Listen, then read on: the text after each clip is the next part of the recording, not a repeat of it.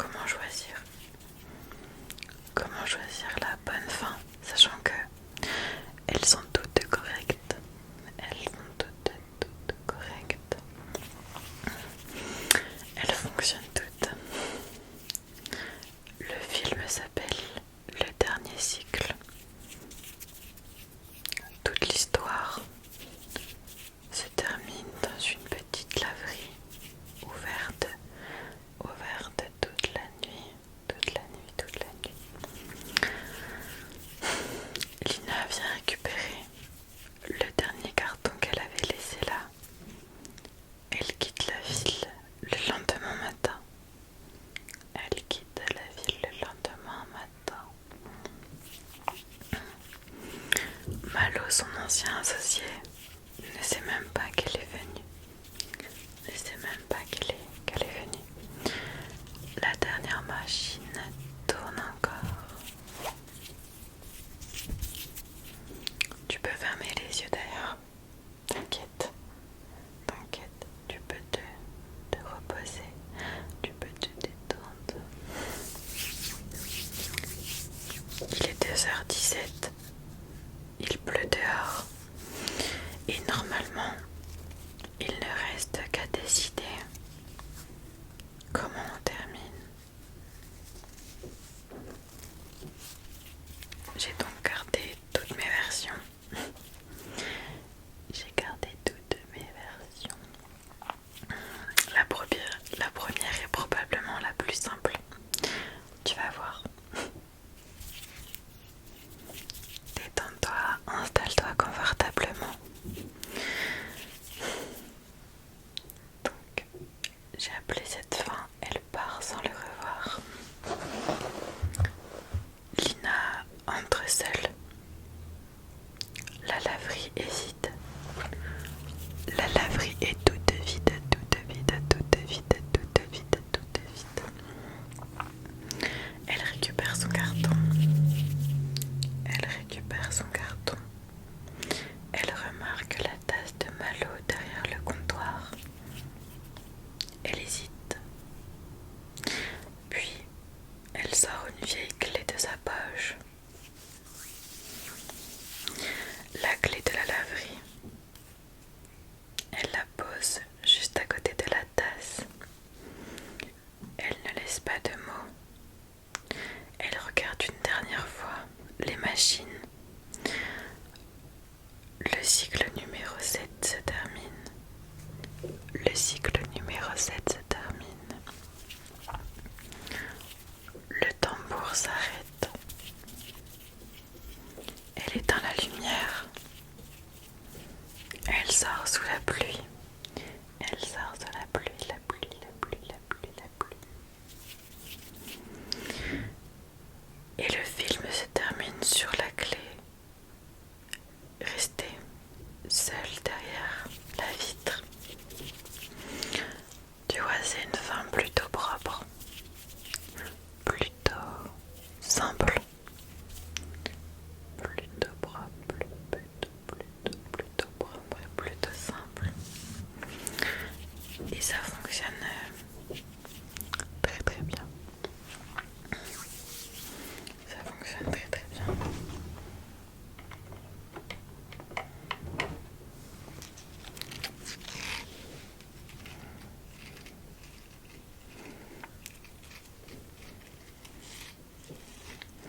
Je vais pouvoir te lire la fin numéro 2 que j'ai appelée Malo arrive trop tard. Deuxième version. Lina récupère son carton. Exactement comme avant. Elle récupère le carton. Elle pose la clé. Mais au moment où elle ouvre la porte, Malo arrive de l'autre côté. Il est trempé.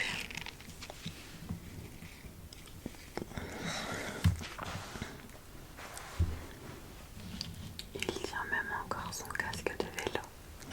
Il tient même encore son casque de vélo. C'est un petit peu flou, attends. Malo tient son casque de vélo.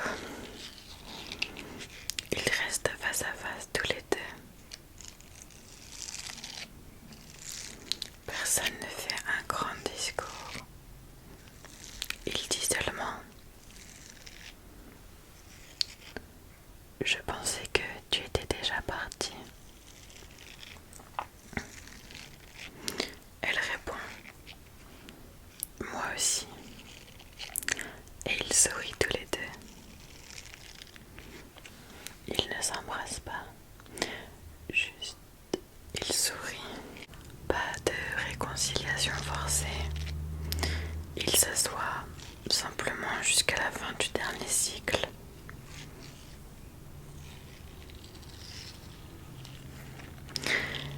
Cette fin-là, je trouve que elle est très jolie. Peut-être un petit peu trop jolie. Un petit peu trop...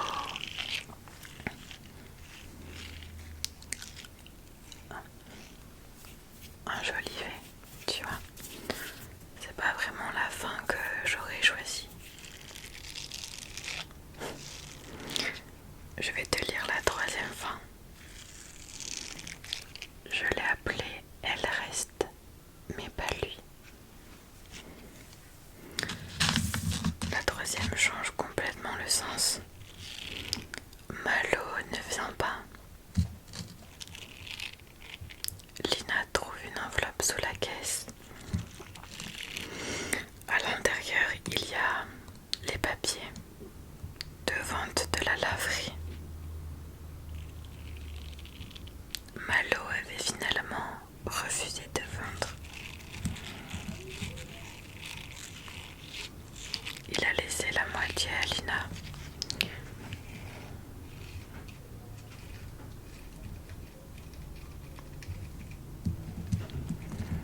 Pas comme déclaration romantique. Simplement parce que il sait qu'elle aimait beaucoup cet endroit. Elle relit les papiers plusieurs fois. Elle regarde son billet de train. Puis elle regarde la laverie. Elle déchire le billet. Elle garde la clé. Elle retourne le panneau fermé. Et au matin, la laverie ouvre comme si rien ne s'était passé. Comme si rien du tout ne s'était passé.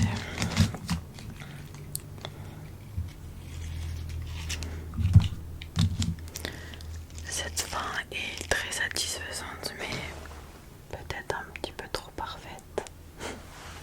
Peut-être juste un petit peu trop parfaite.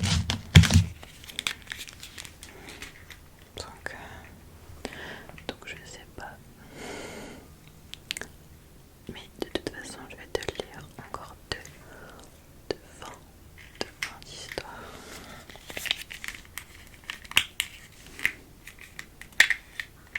Tu peux garder tes yeux fermés.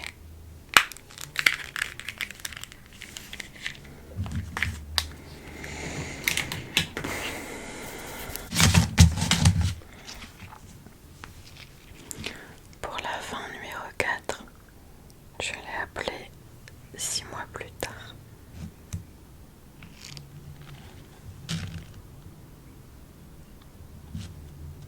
La quatrième est plus cinématographique.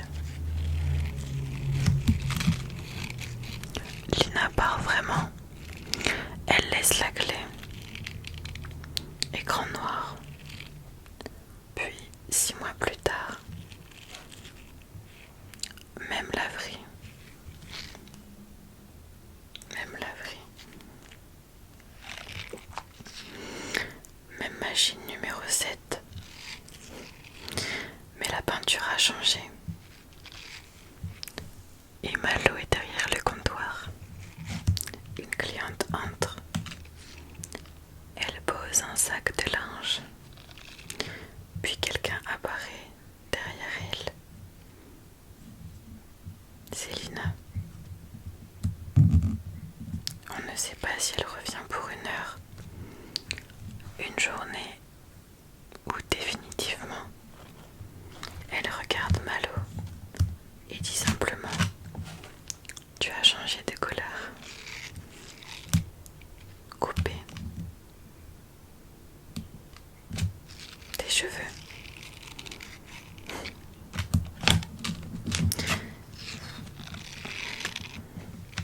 Celle-là, je pourrais vraiment la tourner telle quelle.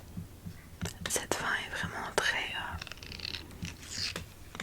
profonde, je trouve. Je vais te lire la dernière qui s'appelle Aucun dialogue.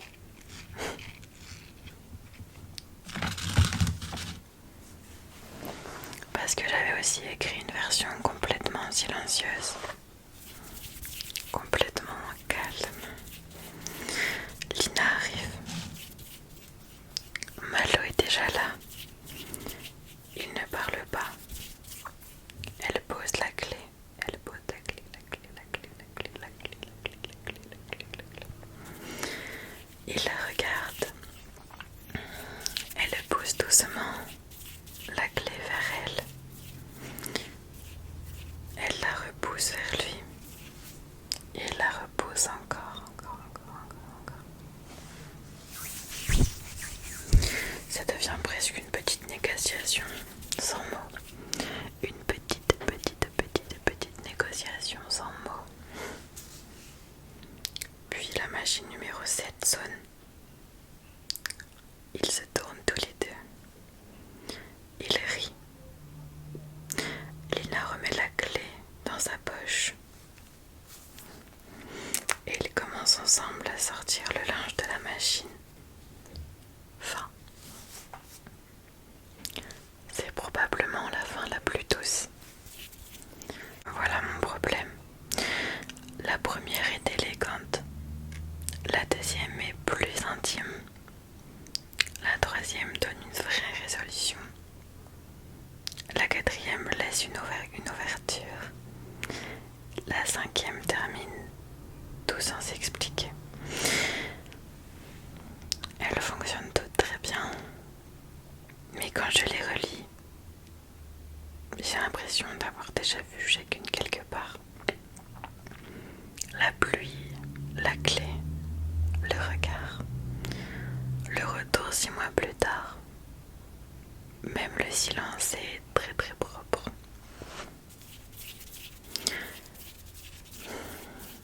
Et puis il reste aussi une 6e page que je n'avais même pas prévu de garder finalement.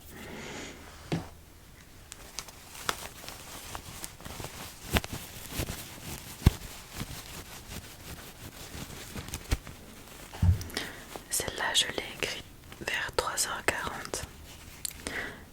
Je devais vraiment être très fatiguée. J'avais noté en haut, ne surtout pas utiliser, en majuscule, 2 fois surligné. J'avais écrit ne surtout pas utiliser en majuscule, 2 fois surligné.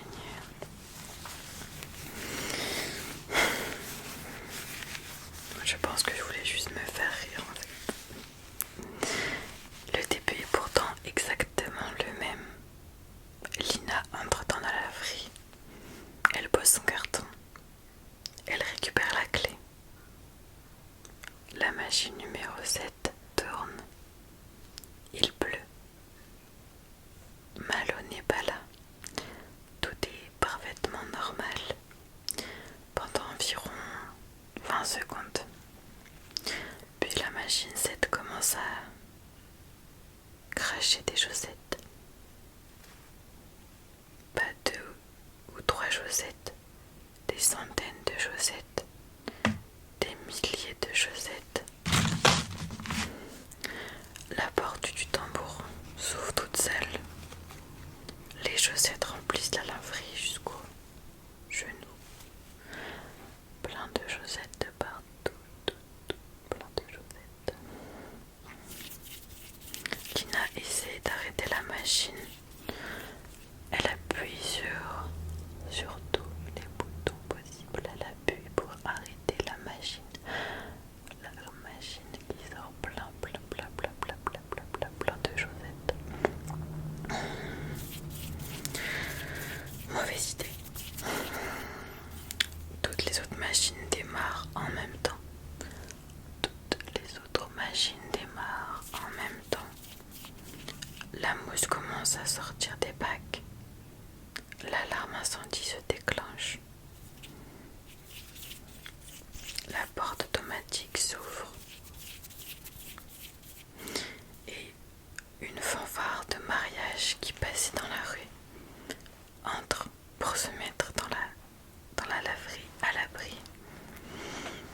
Personne n'arrête de jouer. Tout le monde continue de jouer en symbiose. Il est précisément l'heure pour que Malo arrive. À cet instant précis, Malo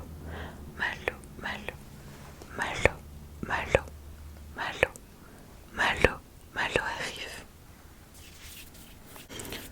Malo ouvre la porte. Il voit Lina au milieu de la mousse.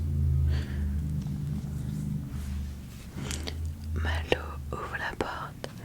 Il voit Lina au milieu de la mousse.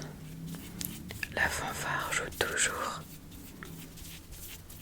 Une machine à laver traverse lentement la pièce à cause de l'essorage.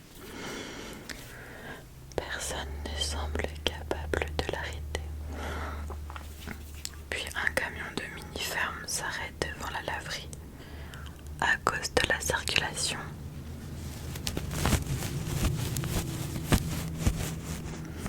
Un alpaca s'échappe. Il entre. Il porte autour du cou l'écharpe que Lina cherchait depuis le début du film. Aucune explication. Zéro explication. Lina regarde Malo. Malo regarde l'alpaca. L'alpaca mange les papiers de vente. Et Lina dit: bon, je suppose que je reste.